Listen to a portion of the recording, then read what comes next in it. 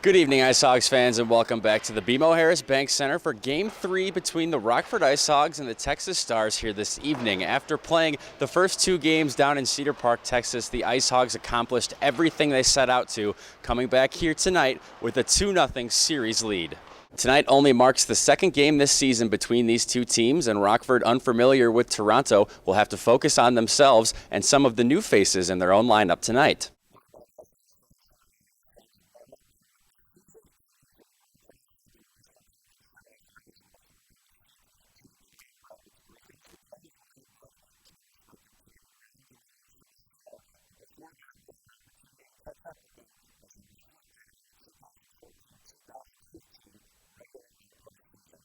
IceHogs fans, welcome back here on Antenna TV. TJ Hogan alongside Mike Peck as we continue to get you ready for this evening's game against the Milwaukee Admirals. And Mike, we're going to take a look now at the head-to-head between these two teams.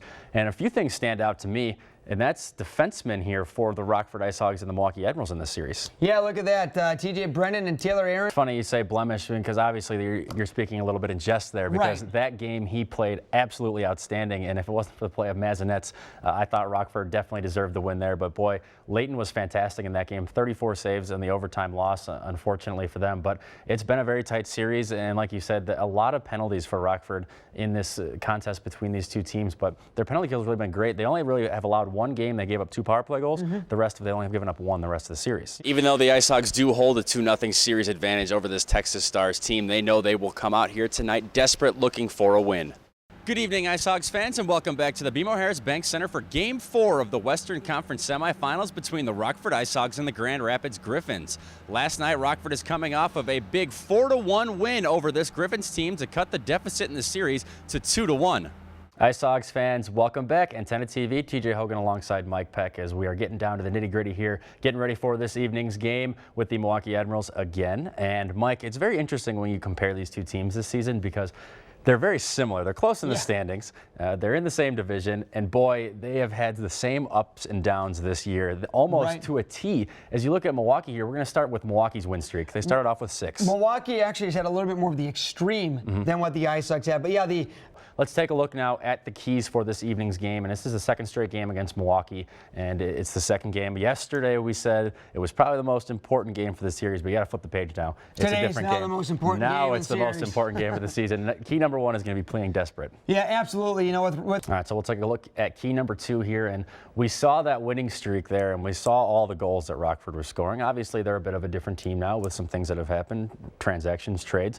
But they're going to need their big guns to start scoring again and get those big guns going. Yeah, and first you have to identify. Even throwing one more in there, Peter Regan. He's kind of been of a stretch here with not as many goals of late, but if you look at some of the success with PC Labrie lately, that can also go with Peter Regan as well because he's been playing with them on his line. Right. All right, so key number 3 here, that's going to be TJ taking care of business. That's what TCB stands for, Mike, if you didn't know, and that's key number 3. Thanks for filling me in. He needs to take care of business. I touched on it yesterday. TJ Brennan has done great against Milwaukee this year. He's been scoring by the boatload. Some nice goals, too. Exactly. Not cheapies. Highlight reel goals. So that's all the time we're going to have here for IceHogs warm-up, Mike, as we get ready to take on these Admirals. We're kind of dwindling down here for the times we get to play the Admirals this year. Kind of sad, but also pretty awesome because they've kind of been a thorn in the side of this Rockford team. Well, hopefully the IceHogs can get the newest IceHogs forwards, Tanner Kiro, is just one of the many examples of the young players stepping in and contributing right away to this IceHogs team.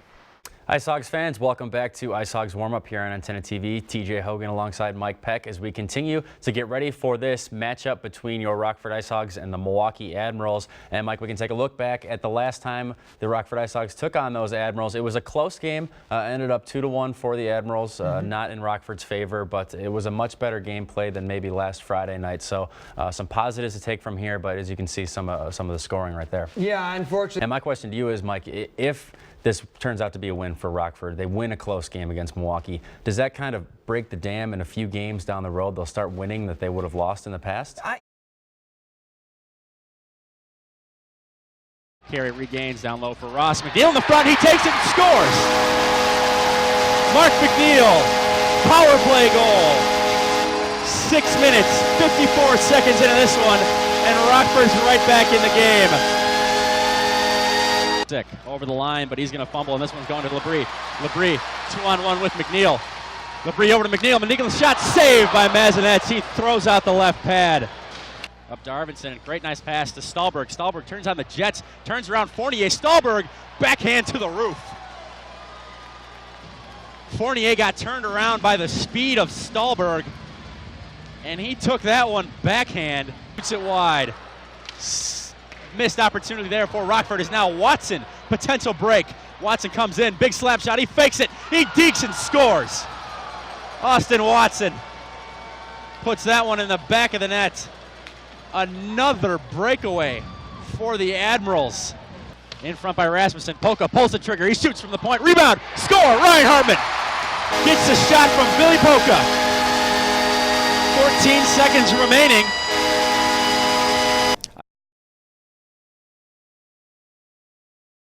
Steven, first off, great to see you back out there. How did you feel? Did you get your legs back under you? A little bit of game speed? Yeah, it's a little different play the game, practicing every day, but you knock the rust off right away, and it's like you never miss any time.